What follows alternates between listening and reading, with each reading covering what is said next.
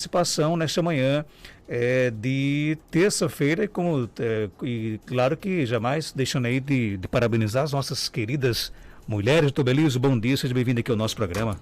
Bom dia, Marcos, bom dia a todos os ouvintes, bom dia a toda a faixa de audiência, parabenizar a todas as mulheres nesse Dia Internacional da Mulher, mandar um beijo para duas em especial, para minha mãe, Dona Maria, que está nos ouvindo.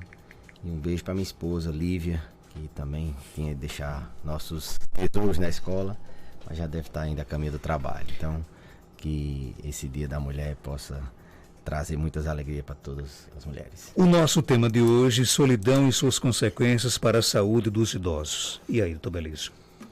Bem, Marcos, o tema solidão, ele muitas vezes está em outras temáticas, né, em outras áreas. É até estranho um médico falar de solidão, mas em virtude do impacto desse sentimento de solidão na saúde das pessoas idosas, em virtude da incidência cada vez maior do aumento do número de pessoas que moram sozinhas, idosos que moram sozinhos ou idosos que têm esse sentimento de solidão.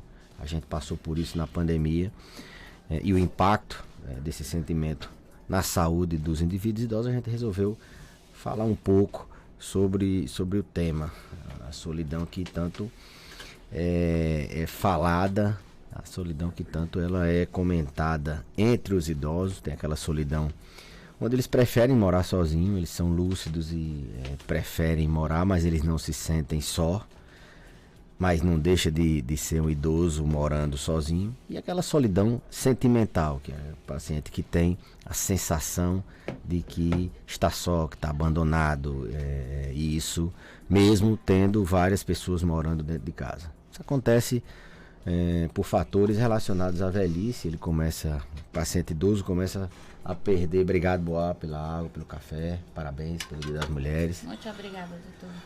Então, obrigado. Para Maria. Eles começam a perder amigos, eles começam a perder os próprios parentes, que mesmo que não morram, mas eles saem de casa, filhos abandonam não, eles vão seguir a vida deles, e aí a tendência de que idosos fiquem sozinhos, fiquem solitários, aumenta. A pandemia, ela, como eu falei, ela trouxe o valor, né? Ela exteriorizou, ela escancarou a importância que o ser idoso ele tem de se relacionar, de conversar, seja com o vizinho, seja com a família, seja com a comunidade. Escancarou.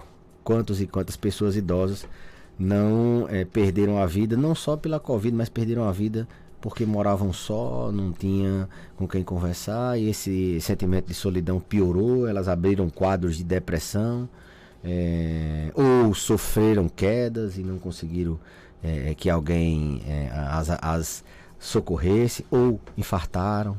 A gente teve inúmeros casos de pessoas que foram encontradas dentro de casa nessa pandemia, pessoas que demenciaram. Esses dias eu até publiquei no meu Facebook um estudo que mostrava da associação entre solidão e demência. As pessoas que vivem sozinhas, elas têm um risco 3 vezes maior de demenciar, independente se tem fator genético ou não. Inclusive a seleção dos indivíduos para essa pesquisa foi indivíduos que não tinham aquele gene que está relacionado com Alzheimer, né? Aquele APOE. Então a solidão ela traz problemas, impactos desde a saúde emocional, gerando depressão, aumento de risco de suicídio, a doença cardiovascular. A pessoa morando só não se alimenta bem, ela tende a se alimentar de alimentos pré-prontos, com muito sódio, não tem tempo de fazer uma comida elaborada, ou já faz de uma maneira limitada.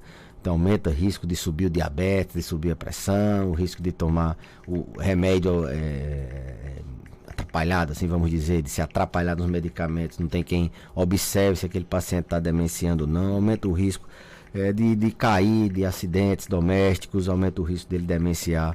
Então a solidão é um problema, eu diria, de saúde pública. Os italianos eles já já tomaram isso.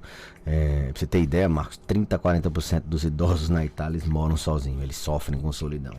Então, está cada vez mais comum encontrar idosos que morreram dentro de casa sem ninguém saber, ou que eles pioraram sua saúde e moravam sozinhos. Então, é um tema que está com o envelhecimento da população mundial, é um tema que deve ser debatido. As famílias devem repensar a rede de assistência a esse paciente. Se você não visita, começa a visitar. Se você não liga, começa a ligar. Se seu pai quer morar sozinho, você mesmo assim você tem que manter algum vínculo de relacionamento, porque o idoso depende muito dessa interação social, não só para a gente cuidar bem, mas porque isso traz impactos, isso traz consequências muito deletérias para a saúde do indivíduo. A gente não consegue mensurar como a gente mensura, por exemplo, o paciente que não toma medicamento para diabetes, ele sobe diabetes. O paciente que é solitário, ele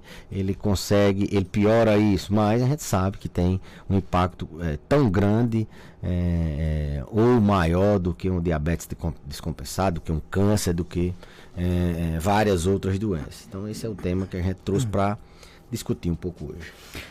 Existem formas, meios, e como é que a gente pode fazer para amenizar um pouco esses efeitos da solidão da pessoa idosa? Porque, por exemplo, eu conheço vários idosos que gostam de ficar sozinhos, né? Vamos viajar, vamos participar de um fim de semana com a família. Não, eu prefiro ficar em casa, sozinho, no meu cantinho, né? Como é que a gente pode mudar um pouco essa história? Começa primeiro se aquele indivíduo ele tem capacidades de julgamento aceitável, se ele não tem prejuízo na sua crítica, no seu julgamento. Ele é lúcido, ele é independente, ele é autônomo, tudo bem, ótimo, ele decide o futuro dele. Mas essa atitude ela tem que ser avaliada num contexto mais amplo. Será que esse paciente está querendo ficar só porque ele quer se isolar socialmente, ou porque sempre foi da personalidade dele, ele nunca gostou de fazer esse tipo de atividade, ou nunca teve oportunidade? Então, se ele quer se isolar socialmente, a gente tem que pensar num transtorno do humor. Será que ele não está tendo uma depressão? E aí a gente já sabe que depressão nos idosos não se manifesta sempre com chororô. Eles podem se manifestar tentando se isolar. Então tem essas duas vertentes. Ele está querendo porque ele nunca gostou, ou porque ele está com algum problema de se relacionar. Nesses casos, se é um indivíduo que está lúcido, porque a personalidade dele e ele quer ficar sozinho e ele não tem o sentimento de solidão, o que pode se fazer é tentar organizar minimamente uma rede de apoio. Se é a família, se é os vizinhos, se é a própria comunidade, se é o Estado, se é o poder público. Mas esse idoso ele não pode se sentir sozinho, porque ele vai precisar, num momento ou outro, de alguém para fazer alguma coisa por ele, seja levar ele numa consulta, seja levar ele no hospital numa emergência, seja levar ele no banco, seja acompanhar os medicamentos dele, seja isso, os agentes de saúde, a estratégia de saúde da família já monitora mais ou menos esses idosos que moram só, mas são essas duas vertentes. Aí você me pergunta o que fazer nesses casos. Se ele decidir, tem que, ele for lúcido, não tiver nenhuma doença, não seja um fato de que ele querer se isolar por uma doença, por uma depressão, aí é aceitar e tentar montar minimamente uma rede de apoio. Alguém chegar a ele, seja através da internet, da tecnologia, ou programar visitas regulares, ou combinar com alguém, um vizinho, às vezes tem parentes que moram muito longe, moram fora, e o idoso não sabe mexer com o celular, combina com alguém para naquela hora ligar, criar essa rede de apoio que a gente chama de suficiência familiar. E aquele idoso que você imagina que ele está se isolando agora, ele gostava e não, então você tem que pensar que ele está com isolamento social, provavelmente por um transtorno do humor ou qualquer uma outra doença, Marcos. Então, no caso, a gente não pode achar que é normal. De jeito nenhum. Pode até ser uma consequência esperada, mas a gente tem que tentar minimizar os efeitos deletérios da solidão. Como eu falei, tentando criar rede de suporte, tentando avaliar esses idosos. Será que realmente eles estão morando sozinhos porque eles preferem, eles são lúcidos? São poucos os casos nesse sentido. E acontece geralmente com idosos mais jovens, de 60 e poucos anos. À medida que eles vão envelhecendo, essa opção de morar sozinho muitas vezes é forçada, porque a família não compreende, aquele idoso dá trabalho, ele começou a demenciar, querem jogar para um familiar ou outro. Não, porque ninguém aguenta meu pai, ninguém aguenta minha mãe. Mas isso tem que ser assim, tido como uma coisa não normal. Não é normal a pessoa na velhice, não é pelo menos desejável que a pessoa na velhice sofra com solidão, principalmente aquelas pessoas que têm algum grau de dependência, e que são muitos, principalmente a partir dos 80 anos. Isso é muito mais evidente. É muito mais fácil a pessoa dizer, não, é porque ele quer morar sozinho, eu deixo ele morar. Não, tudo bem, mas você tem algum contato, tem alguma forma de monitorar, ele tem condições de morar sozinho, ele é independente, ele é capaz, já foi feita uma avaliação das capacidades dele. Sim, aí tudo bem, é uma questão de decisão dele. Eu até prego muito essa questão de ele decidir por si só, se ele é lúcido, independente. Agora, se tiver algum grau de dependência, seja o mínimo que for, se ele não consegue mais fazer uma alimentação, é ele que faz a comida, se ele não consegue mais fazer a alimentação dele, isso já é um grau de dependência. Ele não consegue tomar mais os medicamentos de forma correta, é um grau de dependência. Se ele não consegue manter a higiene da casa da forma correta, a gente um grau de dependência. A gente tem que ter alguma intervenção nesse sentido. Agora, você acha que é mais difícil, por exemplo, ajudar pessoas idosas que durante toda a sua vida moraram sozinhos? Essas pessoas têm mais dificuldade de aceitar ajuda, por exemplo? Tem, não tenha dúvida. A quantidade de pessoas de idosos que moram só, e que tem esse estigma de que não moraram a vida toda e a gente tem dificuldade, é muito alto. Mas essa pessoa, ela agora não é mais capaz de decidir sobre si só, e ela está precisando de auxílio. E é nesse momento que a gente existem técnicas, existem formas da gente abordar. Muitas vezes a gente, compensando uma doença mental, uma demência, compensando um transtorno do humor afetivo, alguma coisa desse tipo, a gente consegue chegar. Muitas vezes a gente diagnostica depressão, em alguns casos, e a família, doutor, mas o que é que eu faço? Eu digo, tenha calma, deixa o remédio começar a fazer efeito, porque ele vai começar a dar condições de vocês cuidarem dele. Tem paciente idoso que não deixa nem entrar na casa, porque vai mexer no meu móvel, porque vai mexer aqui na minha cozinha, e assim vai dificultando o cuidado da família, das pessoas que tem, assim, não a obrigação, mas que tem o dever moral de cuidar daquele paciente. Então é difícil, mas é necessário. Principalmente os idosos com algum grau de dependência, que à medida que a idade passa, eles cada vez mais essas dependências vão aparecendo. E o risco eu sempre digo, olha, se você não cuidar agora, não começar a ir lá, ele vai fraturar um osso, você vai ter que cuidar dele, dar banho, ele deitado, ele vai ter que aceitar da forma mais assim, intempestiva possível. Olha, se não for agora, se ele sofreu um AVC, se ele sofreu um infarto, ele não está tomando essas medicações, está se alimentando só de alimentos pré-prontos, ele vai dar muito mais trabalho. Então é melhor se aproximar da forma que for, tentar ver se tem muitos deles têm transtornos do humor que a vida toda foi tido como da personalidade, e muitas vezes não é uma doença. Então é mais difícil, mas é necessário. Até porque, a nível jurídico, o Estado obriga a família a cuidar das suas pessoas idosas. Se você não conseguir, você é obrigado pela justiça a assistir minimamente aquele paciente idoso. Além da depressão, quais são as outras doenças consequentes da solidão? A depressão gera aquele estresse de morar sozinho e ele perde o contato, isso o cérebro vai alterando sua rede de conexão e ele vai alterando seu humor, né? Os neurotransmissores começam a diminuir na fenda sináptica. Então, depressão, junto à depressão, suicídio.